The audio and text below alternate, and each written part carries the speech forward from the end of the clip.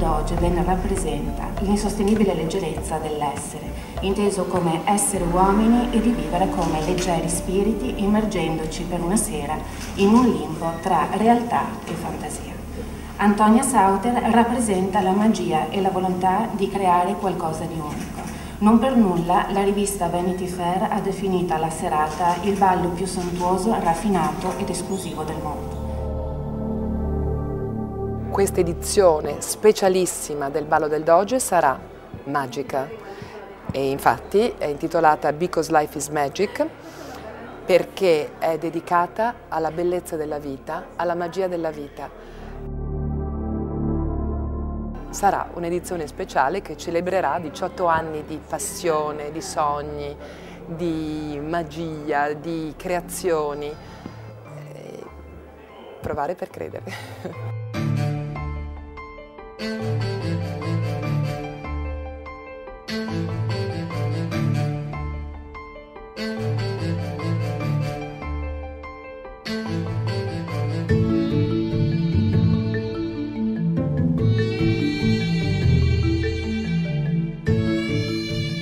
La mia prima esperienza del Carnevale di Venezia, infatti viverla in questo contesto che cerca anche secondo me coraggiosamente di elevare ancora di più quello che è il Carnevale di Venezia, che già di per sé è unico nel mondo, secondo me è stupendo, insomma mi sento fortunato di far parte di questo parterre di ospiti del prossimo Ballo del Doge.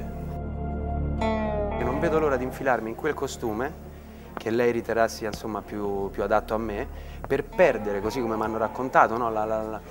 la cognizione del tempo, dello spazio e vivere questo sogno che Antonia ci regala insomma ogni anno.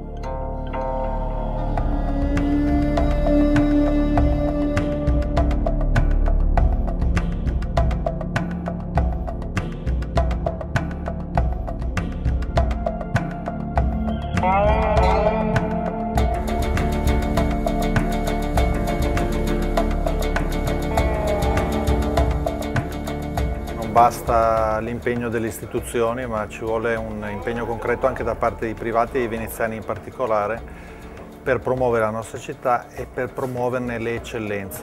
Iniziative come quella del Ballo del Doge non fanno che dimostrare che il Carnevale di Venezia è il carnevale più importante del mondo ed è un carnevale che è grande grazie soprattutto alla tradizione e all'identità che la nostra città sprigiona.